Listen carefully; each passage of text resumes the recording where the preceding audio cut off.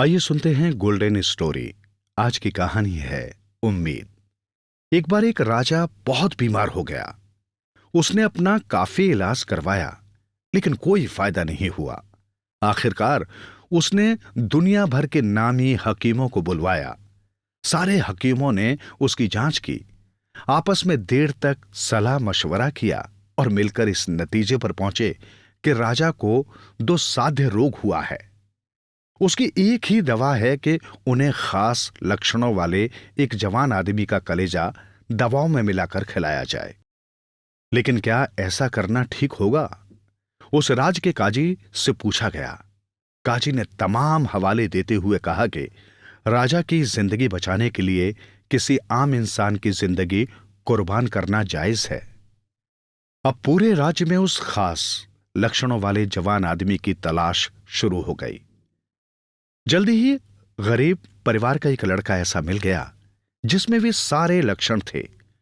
राजा ने लड़के के मां बाप को बुलवाया, उन्हें खूब सम्मान दिया, भरपूर धन दौलत भेंट की, खेत खलियानों की मिल्कियत दी। काजी ने समझाया कि उनके बेटे की कुर्बानी देश, धर्म और इंसानियत की खातिर बहुत महान उद्देश्य के लिए है। साधारण गरीब लोग इतनी संपत्ति, धन और वैभव के आगे बेबस थे। उन्होंने अपना बेटा राजा को सौंप दिया। लड़के को कुर्बान करने का दिन आया।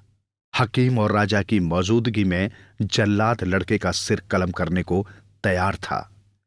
लड़के ने एक बार आसमान की तरफ देखा और खिलखिलाकर हंस दिया। राजा को आश्चर्य हुआ।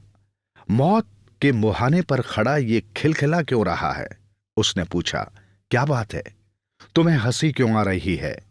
लड़के ने कहा, मां बाप से उम्मीद की जाती है कि वे सब कुछ खोकर भी औलाद का भला करेंगे। हकीमों से उम्मीद की जाती है कि वे इंसानी जिंदगी को सबसे कीमती मानेंगे।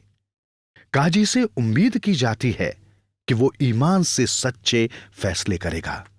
और राजा से उम्मीद की जाती है कि जिसे कहीं इंसाफ न मिला हो, उसे राजा के पास इंसाफ मिलेगा।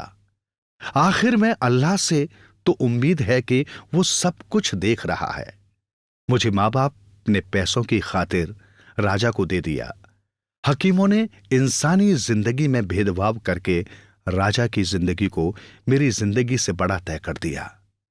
काजी ने इस सारे तमाशे को मंजूरी दे दी और राजा तो खुद इन सब की जड़ में मौजूद है। मैं हंस इसलिए रहा हूं कि क्या अल्लाह ये सब देख रहा है? क्या अब उससे कोई उम्मीद करनी चाहिए? यह सुनकर राजा सन्न रह गया। उसकी आंखों में आंसू आ गए। उसने तुरंत उस लड़के को छोड़ने का हुक्म दिया।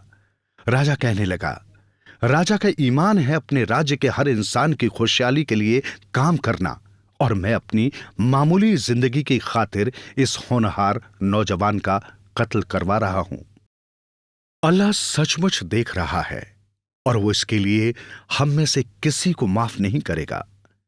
राजा ने लड़के को बहुत से उपहार देकर बार बार माफी मांगकर विदा कर दिया और कहा, जिस दिन इस तरह मेरी मौत होनी है, उसे अल्लाह की मर्जी मानकर स्वीकार करूंगा। उस दिन के बाद से राजा की तबीयत सुधरने लगी और वो जल्दी ही पूरी तरह से स्वस्थ हो गया।